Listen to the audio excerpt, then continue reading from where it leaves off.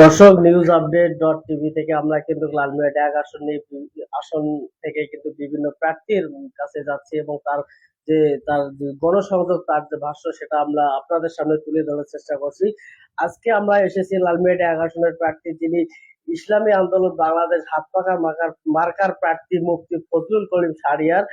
জনাব শাহরিয়ার, আপনাকে স্বাগত জানাচ্ছি আমাদের আজকের এই সাক্ষাৎকারে। আমি প্রথম যে প্রশ্নটা করব সেটি হচ্ছে যে, এই আসলে দীর্ঘদিন থেকে আপনি হাত পাকা মার্কার প্রার্থী হিসেবে গণসংযোগ করছেন, কেমন সাড়া পাচ্ছেন? প্রিয় লালমনিরহাট এক আসনের হাতীবান্ধা এবং পাটগ্রাম উপজেলা শাখার আমার যেখান থেকে লাইভ দেখছেন সবাইকে আসসালামু আলাইকুম রহমতুল্লাহ এবং আমার হৃদয় রিঙ্গানো ভালোবাসা এবং শুভেচ্ছা এবং আন্তরিক মোবারকবাদ। ভাই, আপনি যে প্রশ্নটা করেছেন যে আমি দীর্ঘদিন যাবত গণসংযোগ করছি, আল্লাহ তাআলার অশেষ মেহেরবানিতে ইসলামী আন্দোলন বাংলাদেশ আমাকে পীর সাহেব চরমনাই হুজুর লালমনিরহাট এক আসনের প্রার্থী ঘোষণা করার সাথে সাথে আমি আমার কর্মী এবং দায়িত্বশীলদেরকে নিয়ে হাতীবান্ধা পাটগ্রাম দুই উপজেলায় আমরা গণসংযোগ করতেছি। এখন চলমান আল্লাহ তাআলার অশেষ মেহেরবানিতে আমরা যেখানেই গণসংযোগগুলি করতেছি, মানুষের আমরা প্রচুর সাড়া পাচ্ছি এবং মানুষ খুব আনন্দিত এবং তারা উৎসাহ নিয়ে আমাদের সাথে সালাম মুসাফা করতেছেন এবং আমাদেরকে আশ্বাসের বাণী শোনাচ্ছেন যে হুজুর, আপনার কাজ আপনি চালিয়ে যান, আমরা ইনশাল্লাহ আপনার পাশে আছি এবং থাকবো। বিশেষ করে আপনার দল ইসলামী আন্দোলন বাংলাদেশের যিনি প্রধান দায়িত্বে রয়েছে, তিনি কিন্তু এই যে পিআর এর দাবিতে, পিআর পদ্ধতি নির্বাচনের দাবিতে কিন্তু আন্দোলন করছেন এবং বিভিন্ন মিডিয়ায় বক্তব্য দিচ্ছেন। এটা এটা এটা কেন? দেখেন, পিআর পদ্ধতি এটা সংখ্যানুপাতিক একটা নির্বাচন, যেটা সারা বিশ্বের 170টি দেশের 91টা দেশে পিআর সিস্টেম চালু হয়েছে। দেখেন, আমরা 53 বছরে আমাদের বাংলাদেশের এক সাগর রক্তের বিনিময় 1971 সালে আমরা বাংলাদেশ স্বাধীন করেছি। স্বাধীন করার পরে এক সাগর রক্তের বিনিময় আমাদের সাম্য, মানবিক মর্যাদা, সামাজিক ন্যায় বিচার প্রতিষ্ঠা করার আমাদের একটা আন্দোলন ছিল। কিন্তু আমরা 1971 সাল থেকে নিয়ে 24 সাল পর্যন্ত আমরা কি আমাদের বাংলাদেশে যত সরকার অতিবাহিত হয়েছে, যত বিভিন্ন মন্ত্রী এমপি যারা অতিবাহিত হয়েছে, তারা কি আমাদেরকে সাম্য, মানবিক মর্যাদা, সামাজিক ন্যায় বিচার এবং বিশেষ করে ভোটাধিকার এবং বিচার ব্যবস্থা যেটা ছিল, যে সরকার যে ক্ষমতায় গেছে তার বিচার বিভাগ সহ প্রশাসন সব দলীয়করণ করেছে। যার কারণে আমাদের শায়েখ পীর সাহেব হুজুর হাফিজাহুল্লাহ উনি 2008 সালে উনি পিআর সিস্টেম নির্বাচনের দাবি করেছিলেন। পিআর সিস্টেম নির্বাচন হলে কি হবে? দেখেন, আমরা বাংলাদেশে যত নির্বাচন দেখেছি, শেখ হাসিনা বলেছিলেন 24 নির্বাচনে, 18 নির্বাচনে আমি বঙ্গবন্ধুর কন্যা, আপনারা আমার উপর বিশ্বাস রাখবেন। এত সুন্দর মুখের বুলি আউড়িয়ে সে দিনের ভোট রাতে করেছে। সব জায়গায় দেখা গেছে সেন্টারগুলি দখল, কেউ ভোট দিতে পারেনি সুষ্ঠু মতো। কিন্তু আমরা কিন্তু গণ অধিকার যেটা যেটা ভোটের যে একটা অধিকার, সেটা কিন্তু তারা ক্ষুণ্ণ করেছে। আর পিআর সিস্টেমে যদি নির্বাচন হয় বাংলাদেশে, তাহলে আর বাংলাদেশে ফ্যাসিস্ট আসবে না। কিভাবে? কিন্তু এই জনগণ পিআর সম্পর্কে ধারণা আছে কিনা? অবশ্যই অবশ্যই আসে না কেন?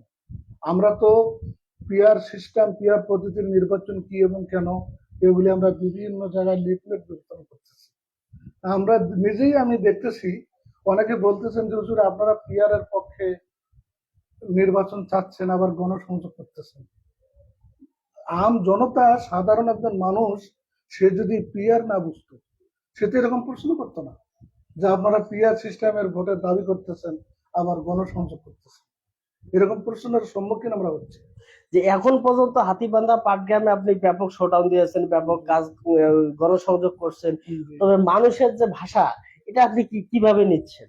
না, কারণ বিষয়টা দেখেন, একজন মানুষের সাথে যখন আপনি উঠা বসা করবেন, সে আপনাকে ভালোবাসে না অন্য চোখে চায়, এটা কিন্তু অটোমেটিক যে কোনো মানুষ বুঝতে পারে। তো আল্লাহ তাআলার অশেষ মেহেরবানিতে আমরা বিভিন্ন জায়গায় গণসংযোগ করতেছি এবং গ্রামে গঞ্জে সব জায়গায় আমরা কাজ চালাচ্ছি, গণসংযোগ মানুষের কাছে যাচ্ছি, তাতে দেখা গেছে মানুষ আমার দেখলে তারা একটা আনন্দিত হচ্ছে, উৎফুল্ল হচ্ছে এবং আশ্বাস দিচ্ছেন যে হুজুর আপনি মাঠে থাকেন, আমরা আপনার পিছনে আছি। তাহলে আশা করি। আর একটা বিষয়টা দেখেন, আমাদের হাতীবান্ধা পাটগ্রামে 1971 সাল থেকে নিয়ে আওয়ামী লীগ এবং জাতীয় পার্টি একচেটিয়া ভাবে তারা ক্ষমতায় ছিল এবং আমাদের উত্তরবঙ্গের বিশেষ করে হাতীবান্ধা পাটগ্রাম লালমনিরহাট 3টা আসনের মধ্যে লালমনিরহাট এক আসনটি অত্যন্ত গুরুত্বপূর্ণ আসন। এখানে 3 বিঘা করিডর, তারপরে তিস্তা ব্যারেজ, তিস্তা মহাপরিকল্পনা, বুড়িমারি স্থলবন্দর, এই যে বিশেষ করে আমাদের যে রোড যেটাকে 4 লেন করার জন্য আমরা বহুদিন থেকে খালি শুনে আসতেছি, কিন্তু অত্যন্ত দুঃখের বিষয় আমাদের কত মন্ত্রী এমপি অতিবাহিত হয়েছে, কিন্তু আমাদের বিশেষ করে লালমনিরহাট এক আসনের হাতীবান্ধা পাটগ্রামের তেমন একটা আমরা উন্নয়ন দেখতে পারিনি।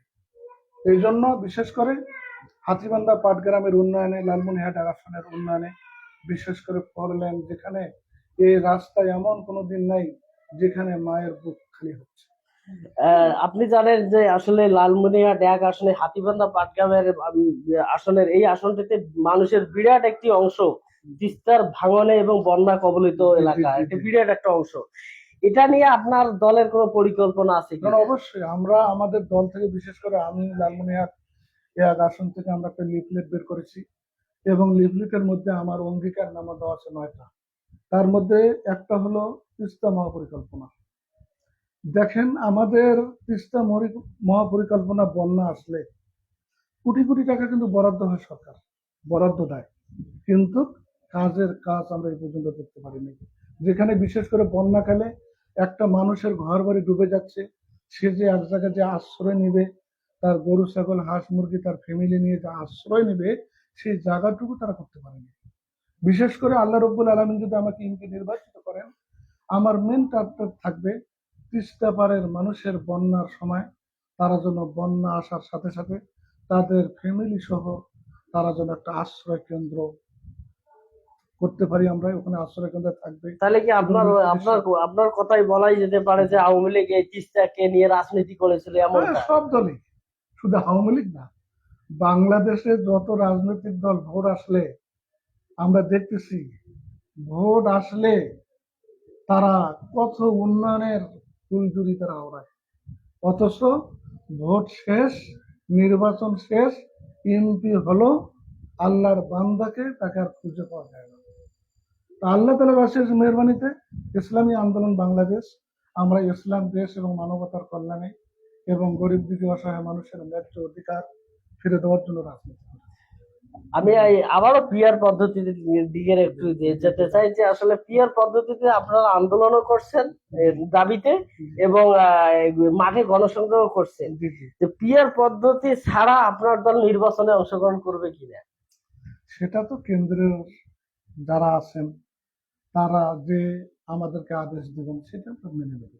এখানে আরেকটা বিষয় অনেকে প্রশ্ন করে আমাকে যে হুজুর আপনারা পিয়ারের দাবিতে আন্দোলন করতেছেন আবার গণসংযোগ করতেছেন কেন? দেখেন, এখানে তো পিয়ার যদি হয় মার্কা ভিত্তিক, আমাদের হাত পাখা, বিএনপির ধানের শেষ, এরকম ভাবে মার্কা আছে, জামাতে ইসলামের দাঁড়িপাল্লা রয়েছে, তদ্রুপ ভাবে আমরা গণসংযোগগুলি করতেছি, বিশেষ করে হাত পাখার যেন মানুষের প্রতিটি ঘরে ঘরে হাত পাখার দাওয়াত পৌঁছে দিতেছি।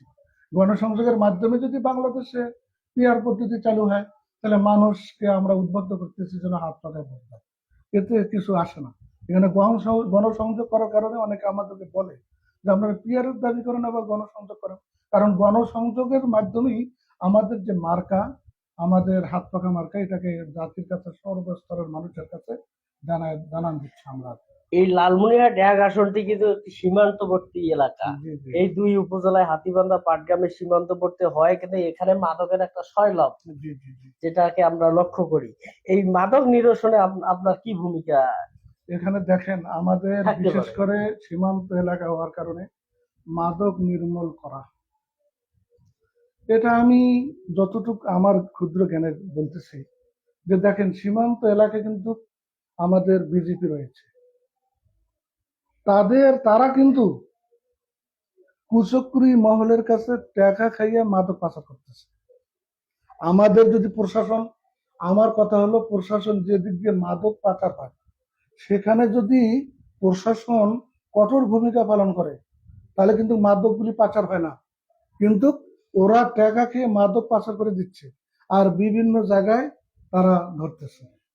এটা একটা কিরকম? এই জন্য ইসলামী আন্দোলন বাংলাদেশ আমাদের নীতি আদর্শ যেটা হলো, আমাদের বিশেষ করে হাতীবান্ধা পাটগ্রামের যুব সমাজ, তারা যে আজকে মাদক, তারপরে গাঁজা, এগুলির মধ্যে তার সন্ত্রাসী চাঁদাবাজি হওয়ার একটাই লক্ষণ এবং কারণ হলো তারা বেকার, তাদের কোনো কর্মসংস্থান নেই। আমাদের লালমনিরহাট এক আসনে কোনো এমপি মন্ত্রী আমাদের যুবকদের জন্য কোনোদিনও চিন্তা ফিকির করছে বলে আমার মনে হয় না। তা আমরা যদি যুবকদেরকে একটা কর্মসংস্থানের ব্যবস্থা করতে পারি তাহলে আশা করা যায় তারা আর চাঁদাবাজি করবে না, টেন্ডারবাজি করবে না। আর একটা বিষয় হলো নৈতিক শিক্ষা। তাদেরকে যদি আমরা ইসলামী আন্দোলনের পক্ষ থেকে আমরা যদি তাদের নৈতিক শিক্ষা আমরা দেওয়ার চেষ্টা করি, একজন মানুষ যখন নৈতিক শিক্ষা অর্জন করবে সে অটোমেটিক সে মদ গাঁজা যতই সে করুক না কেন এগুলি অবশ্যই সে পরিহার করবে।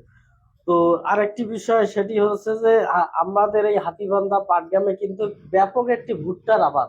হ্যাঁ, হ্যাঁ, এখানকার ভুট্টার প্রসেসিং কোনো কেন্দ্র নেই, প্রসেসিং জি, কোনো জি, কলকারখানা নেই, জি, প্রসেসিং জি, কোনো প্রকার হ্যাঁ, ইন্ডাস্ট্রি নেই। এইটাকে কেন্দ্র করে হাতীবান্ধা এই পাটগ্রামে কিন্তু কর্মসংস্থান করাই যেতে পারে। যাবে যাবে, এই জি, জি। চিন্তাটা আপনাদের মাথায় আছে কিনা? না, অবশ্যই আমাদের তো যে 9টা যে দাবির কথা বলেছি ওখানে কৃষির বিষয় করা আছে। আমাদের কৃষির যত উন্নয়ন এবং কৃষিজাত বিশেষ করে আমাদের উত্তরবঙ্গে যত ফসলাদি উৎপন্ন হয় এগুলি কিন্তু অন্যান্য জেলায় যাইয়া তাদের কিন্তু ব্যবস্থা হয়। এর জন্য আমরা বিশেষ করে উত্তরবঙ্গের বিশেষ করে যে ইরি আবাদ, তারপরে পর্যাপ্ত সার পায় না, কীটনাশক পায় না, এগুলি কৃষি খামারের জন্য সমস্যা হয়।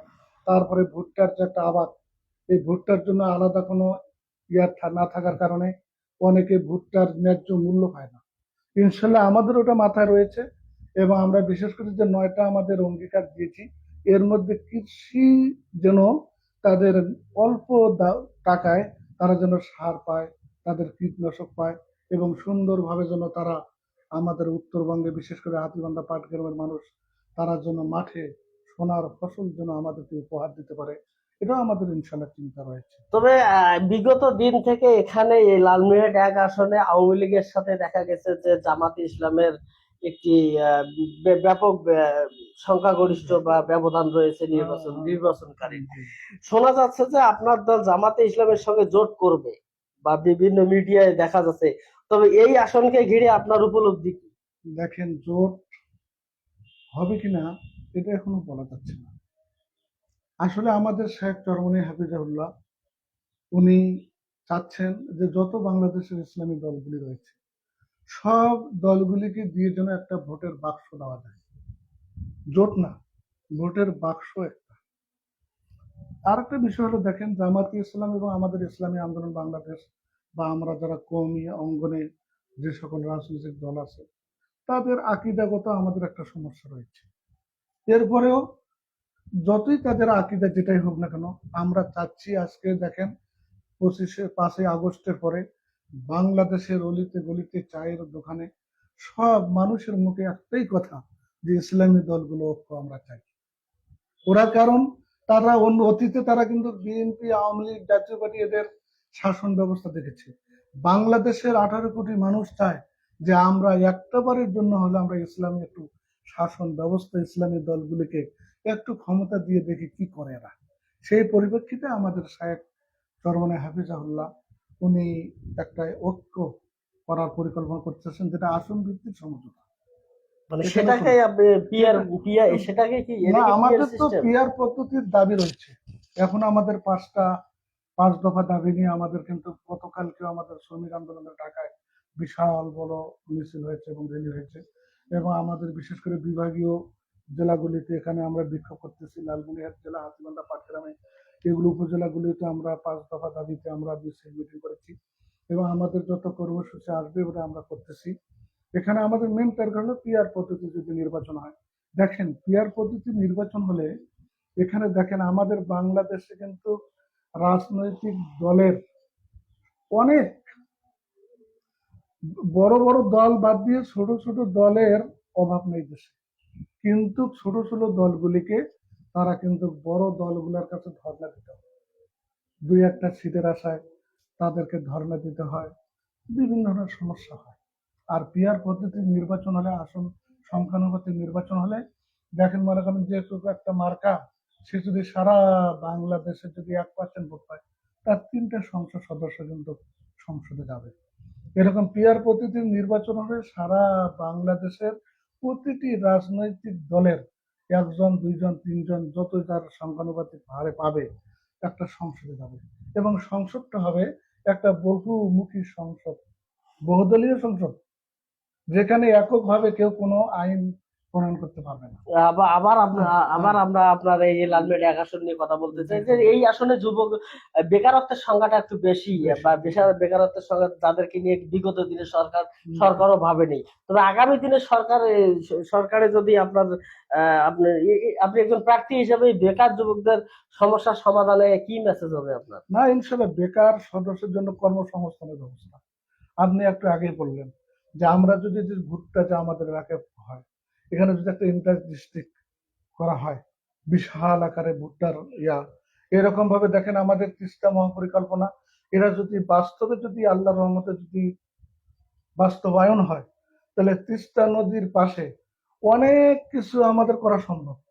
এখানে যদি পোশাক শিল্প করা যায়, বিভিন্ন ধরনের জুট মিল, তারপরে হলো ভুট্টা, ধান, গম, যেহেতু সবকিছু আমাদের দেশে উৎপন্ন হয়, এগুলি যদি এক একটা করে আলাদা ব্যবস্থা করা হয়, তাহলে আমাদের বিশেষ করে উত্তরবঙ্গের হাতিবান্ধা পাটগ্রামের যুবকরা আর বেকার থাকবে না, এবং তাদের একটা কর্মসংস্থানের ব্যবস্থা হয়ে যাবে আমরা ইনশাআল্লাহ। সর্বশেষ প্রশ্ন দিয়ে আপনাকে শেষ করতে চাই, জি। যে হাত পাখা মার্কার প্রার্থী হিসেবে হাতীবান্ধা পাটগ্রামের জনগণের জন্য আপনার মেসেজটা কি হবে?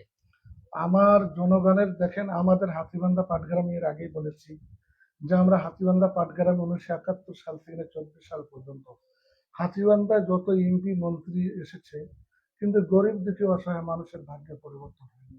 দেখেন আমাদের এলাকায় একটা বয়স্ক ভাতা, একটা পঙ্গু ভাতা, একজন একটা কার্ড নিবে, তার 5,000 3,000 টাকা দিতে হয়, মেম্বারকে ঘুষ দিতে হয়। আবার যার টাকার সংখ্যা বেশি তাকে এই কার্ডটা দিয়ে দেয়, যার কারণে বাস্তবে বিশেষ করে আমাদের লালমনিরহাট 1 আসন হাতিবান্ধা পাটগ্রামে যারা আওয়ামী লীগ ছিল, আওয়ামী লীগ ছাড়া অন্য কোনো দলকে কার্ড দিত না, তাদের সবকিছু বন্ধ। যখন বিএনপি ছিল, বিএনপি জাতীয় পার্টি ছিল, তারা শুধু জাতীয় পার্টির লোকদেরকে দেয়, অন্য অন্য দলদেরকে কিন্তু দেয় না। এটা কিন্তু একটা বৈষম্য। ইনশাল্লাহ ইসলামী আন্দোলন বাংলাদেশ, আমরা গরিব দুঃখী হয় অসহায় মানুষের যে তো- ন্যায্য অধিকার তবে যেটা, এই যে 2024-এর অভ্যুত্থানে কিন্তু এই যে বৈষম্যর দাবিতেই কিন্তু আসলে হ্যাঁ এটা দাবিতে হয়েছিল। হয়েছে, জি এই জি। দাবিটা কি এই বৈষম্যটা কি আগামী দিনেও থাকবে বলে আপনার মনে হয়? এখানে যদি পিয়ার পদ্ধতির নির্বাচন যদি না হয়, দেখেন আমরা 100 রক্তের বিনিময় কত মায়ের বুক খালি হয়েছে, আমরা রাজপথে ছিল। ইসলামী আন্দোলন বাংলাদেশ, বাংলাদেশের ইতিহাসে অন্য কোনো রাজনৈতিক দল, জামাত কন, বিএনপি কন, তারা কিন্তু আলাদা ব্যানার নিয়ে রাজপথে নামার সাহস হয়নি।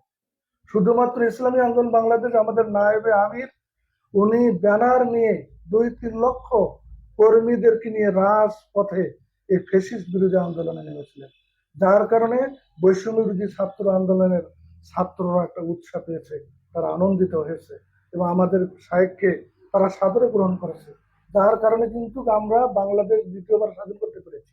কিন্তু বৈষম্য মুক্ত যে আন্দোলনটা করা হলো, অত্যন্ত দুঃখের বিষয়, বৈষম্য এখনো রয়েছে। এই যে ডক্টর ইউনূস প্রধান উপদেষ্টা, উনি জাতিসংঘের অধিবেশনে গেলেন, যেখানে বিএনপি, জামাত, এনসিপির 3টি দলকে নিয়ে গেলেন, অথচ বৈষম্য বিরোধী আন্দোলনে এখানে জামাতের কোনো ভূমিকা একটা প্রকাশ্য ছিল না।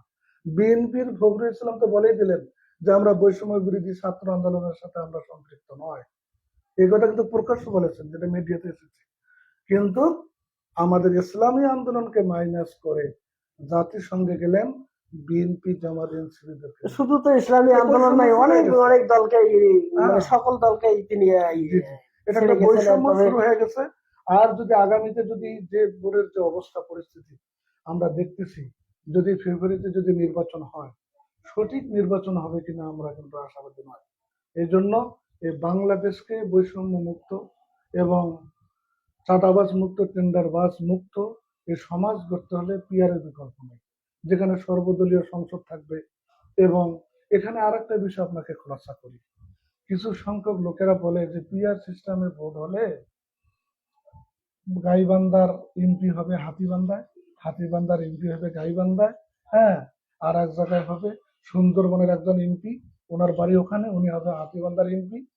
এইরকম দিয়ে একটা কিন্তু পিআর পদ্ধতিকে কলুষিত করার একটা চেষ্টা চলছে। দেখেন, আমাদেরকে সর্বপ্রথম জানতে হবে যে সংবিধান আমাদেরকে প্রতিটি যারা পিআর এর বিরোধিতা করছেন তাদেরকে কিন্তু উচিত সংবিধান ভালোভাবে একটু রিসার্চ করা। এমপির কাজ কালভার্ট, রাস্তা এগুলি করা কিন্তু দায়িত্ব না।